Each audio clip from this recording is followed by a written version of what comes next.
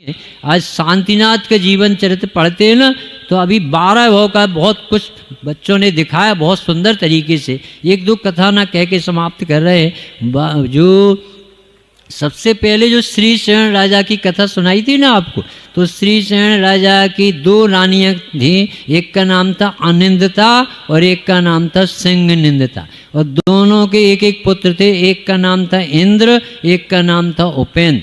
और उनके मायके से जो एक एक दासियां आई थी, उन दासियों की एक एक सुंदर लड़कियां थी।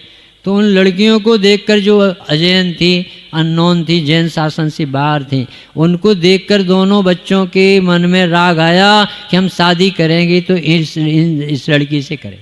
ऐसा कथानक में 12 भाव की पहली कथा।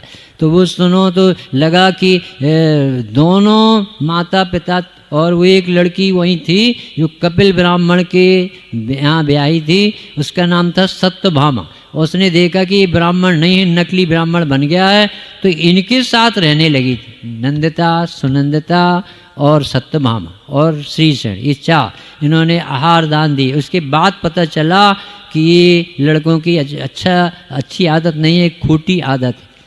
तो वो दोनों ने, तीनों ने, चारों ने जहर सूंघ करके प्राण दिए। इतना तो अपन ने इस कथानक में सुना। अभी ये बताना ये है कि वो दोनों लड़कों को बाद में पता चला कि मेरे माता पिता के मरण का कारण मेरी कुटेव है। तो एक धर्मेंद्र को याद आया, विकल्प आया कि इन बच्चों से कहे कि जिन लड़कियों के तुम प्रति मोहित हो रहे हो, ये तुम्हारी पूर्व की बहन है और मैं तुम्हारी मम्मी थी, आज धर्मेंद्र पद पर पड़ा। क्या सुना, समझ में आया कुछ? जो वो दोनों लड़की थी वो पूर्व की उनकी बहन, और मैं उनकी मम्मी हूँ, और तुम भी मेरे बेटी रहे, तुम्हारी सिस्टर।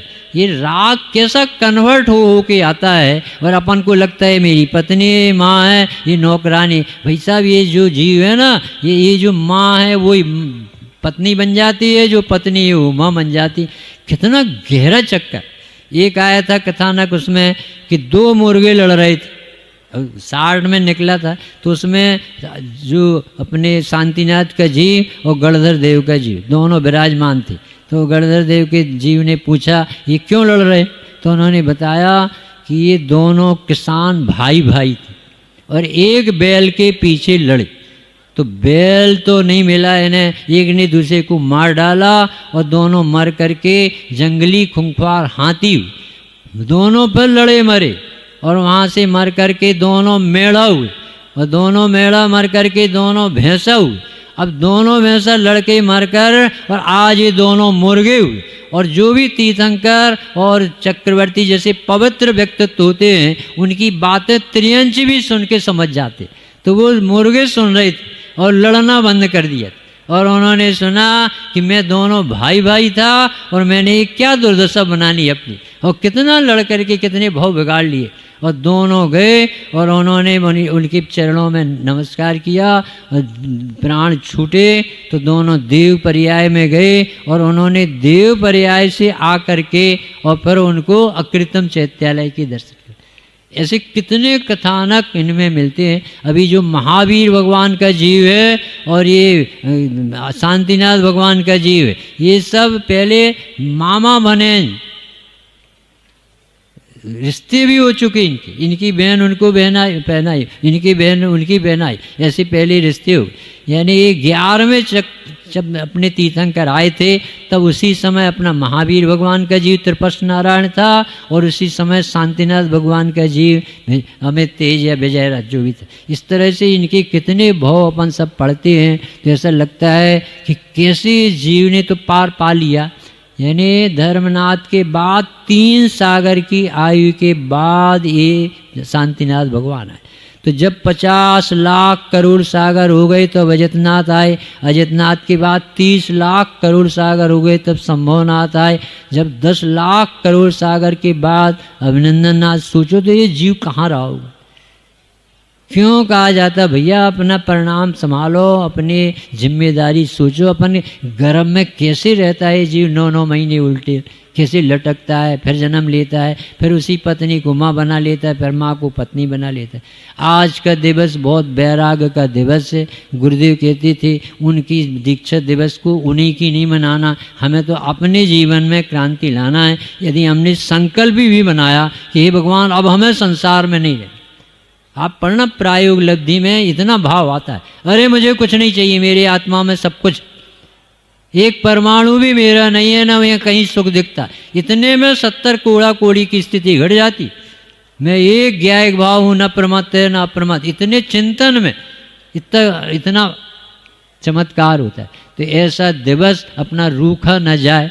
संजय भैया ने आज कहा था जेवर ने कि सब लोग अपने चित्त में बैठा लो, ये भोगों में कोई दम नहीं, कोई आज तक सुखी नहीं हुआ है। अपने चित्त में कैसे भी उदासीनता है, हम कैसे प्रसंग बने। उसमें एक कथा सुमति की आती है जो शांतिनाथ जी की बहन थी, और वो उसे उठा ले गया एक जिस सत्यभामा ने छोड़ा था वो ब्राह्मण को, नकली ब्राह्मण को, वही आसानी घोष विद्याधर बना, व्यंतर बना, वो क्या कहते देव विद्याधर, और वो उठा के ले गया। तो ये उसके पीछे लगे पकड़ने के लिए दोनों भाई, और बीच में समोसरण पड़ा, गंधकुटी पड़ी। तो वो जो विद्याधर ले गया था इनकी बहन को, वो घुसा उसी में गंधकुटी में। तो ये दोनों भी उसी गंधकुटी में गए, और वहाँ जाते ही सबके परिणाम बदल गए। उनका बदला लेने का परिणाम हो गया, इनका क्षमा लेने का भाव हो गया। उसी समय सुतारा को उनकी मम्मी कि बेटा ये तुम्हारी बेटी है, तुम अपनी ले जाओ, और हमारे लड़के ने जो गलती की क्षमा मांगी। ऐसे पूरे शांतिनाथ के जीवन चरित्र को पढ़ो तो इतने वैराग्य के कारण मिलते हैं। और आखिरी तो सबसे बड़ा वैराग्य कि शांतिनाथ जी चक्रवर्ती भी हैं, तीर्थंकर भी हैं, कामदेव भी हैं, और तो भी इन्हें कहीं सुख दिखाई नहीं दिया। इन्होंने 5 महाव्रत धारण किए, 5 समिति धारण की, 5 इंद्रिय विजय, जो अपन को बहुत कठिन लगता है। जो इंद्रिय जड़ता, जिस समय आपको ज्ञान स्वभाव का रस आएगा तो ये विषय ऐसे राख जैसे दिखेंगे। ये शरीर का चमड़ा का जो अस्तित्व है ना, ये श्मशान की राख जैसा लगे।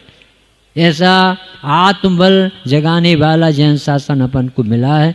कोई भी यहाँ खाली न जाए, रत्नदीप से बिना रत्न लिए कोई न जाए। जैसे रावण ने एक प्रतिज्ञा ली थी कि मैं किसी पर स्त्री को जबरदस्ती नहीं करूँगा, उसकी एक प्रतिज्ञा ने सीता जैसे पवित्र व्यक्तित्व को निर्दोष रखा, और वो सीता उसके घर में 11 महीने रहने पर भी वो निर्दोष रही। बाद में उनको अपने स्थान पर पहुँचा। अपन सब भी शांतिनाथ भगवान के इस दीक्षा आयोजन में आए हैं, और वो जिनेश्वर पद को धारण करने के लिए कमर कस के तैयार हुए मोह से। अपन सब अपने घरों में एक तो स्वाध्याय का नियम लेके जाएं, कभी परस्त्री सेवन का भाव ना आए, क्योंकि ये गंदा काल है। मोबाइल आपके हाथ में है, न जाने कौन से नरक में पटक दी, क्योंकि इसमें सारे व्यसन छिपे। समय बर्बादी तो होता ही है, परिणाम भी बहुत खराब होते हैं। बंद भी ऐसे होते हैं जो अकेले सहना पड़ेगा। इसलिए अपन सब यहाँ से जाएं तो ये शांतिनाथ भगवान हमें ऐसा बल दो, हम अपने घंटों स्वाध्याय में ऐसा बिताएं, हम अपने सब जीवों को साधर्मी देखें। एक भी व्यक्ति हमारा दुश्मन न हो, उसका दोष नहीं, हमारा उदय का विचार करें और हम उससे मित्रता रखें, और सब जीव भी इसी मोक्ष के मार्ग में लगें जिस मार्ग में अपने गुरुदेव लगे। उन्होंने भोजन नहीं मिलेगा कौन दे देगा, श्वेतांबर भी नहीं पहचानते, दिगंबर भी नहीं पहचानते। तो क्या उत्तर दिया था गुरुदेव ने कि मैं भोजन के लिए दीक्षा नहीं ली है, और यदि भगवान ने शरीर की आयु जितनी स्थिति देखी है तो भगवान ने भोजन भी देखा होगा। इसलिए वो भोजन के पीछे मैं इतना बड़ा कोई नहीं था। सोनगढ़ में जब न मंदिर था न व्यक्ति थे, ऐसे जगह में जा कर के उन्होंने आत्म साधना की।